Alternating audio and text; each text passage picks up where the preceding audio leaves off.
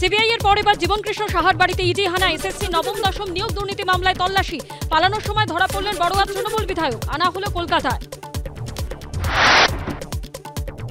2023-এ CBI হানার পুনরাবৃত্তি। ইডিকে দেখে এবারও ফোন ছুড়ে পালানোর চেষ্টা জীবনকৃষ্ণের।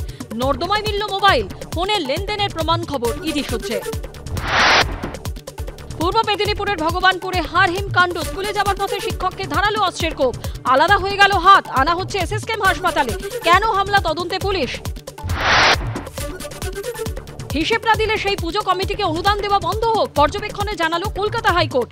কারা হিসেব দেয়নি তথ্য তলব বিচারপতি। পরশু মামলার পরে শুনানি। ইস্ট ওয়েস্ট মেট্রোর কাজে বিপর্যয়। বউবাজারের বাসিন্দাদের ঘরে ফেরাতে ক্ষতিগ্রস্তদের নিয়ে কেএমআরসিএল এর সঙ্গে বৈঠক কলকাতা পুরসভার। সেপ্টেম্বরে কাজ শেষ হবে জানালো কেএমআরসিএল। 22 আগস্ট তপসিয়ার দারাপাড়ায় বোমাবাজির ঘটনায় জালে যুব তৃণমূল নেতা। গ্রেপ্তার ওয়ার্ড সভাপতি তাবরেজ আলম। আগেই ধৃত তাবরেজের বাবা। শাসক দলের মোট 5 জন গ্রেপ্তার। খেজুরের 2 বিজেপি কর্মীর অস্বাভাবিক মৃত্যু তদন্তভার সিআইডির হাতে। সিবিআই এখন গ্যালারি শো। মামলা সিবিআইকে দিলে গ্যালারি শো হয়ে যাবে, মন্তব্য বিচারপতি তীর্থঙ্কর ঘোষের। গঙ্গা ভাঙনে পুনর্বাসন জাতীয় বিপর্যয় ঘোষণার দাবি। মালদায় শেষ দপ্তরে বামেদের বিক্ষোভ ঘিরে ধুন্ধুমার। ব্যারিকেড ভাঙতে গেলে পুলিশের সঙ্গে ধস্তাধস্তি।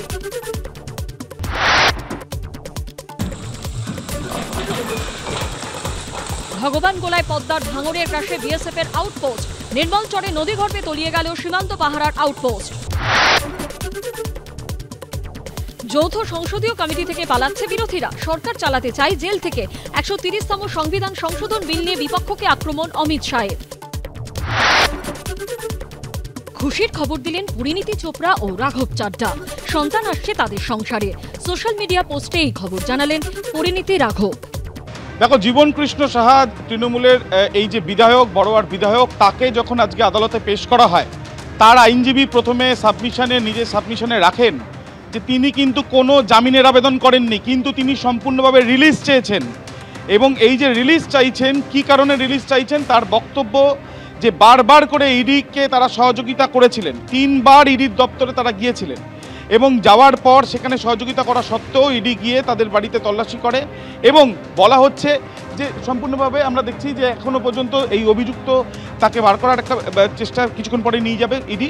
এবং তারা কিন্তু স্পষ্টত যেটা জানান যে তাদের তরফ থেকে যে তারা এই যে পুরোপুরি রিলিজ চাইছেন, তার কারণ হচ্ছে এই মামলায় এর আগে অনেকেই যারা জামিন পেয়ে গিয়েছে এবং তারপরে হঠাৎ করে কেন তাকে গ্রেপ্তার করা হলো। ইতিমধ্যে বলা হচ্ছে যে যারা চাকরি পেয়েছেন তাদের মধ্যে অনেকের কাছ থেকে সে টাকা পেয়েছে এবং সেই টাকা কখনো 11 লক্ষ, কখনো 12 লক্ষ, কখনো 5 লক্ষ, কখনো 1 লক্ষ এবং 46 লক্ষ টাকা তাদের অ্যাকাউন্টে ট্রানজাকশন ওয়াইজ এই অ্যামাউন্টগুলো তারা পাচ্ছেন। এবং সেখানে 46 লক্ষ টাকা কোথা থেকে এলো সেই বিষয়ে জানতে চাইলে ইডির আধিকারিকরা যেটা তারা বলছেন যে তারা কোনো রকমভাবে সদুত্তর দিতে পারেননি।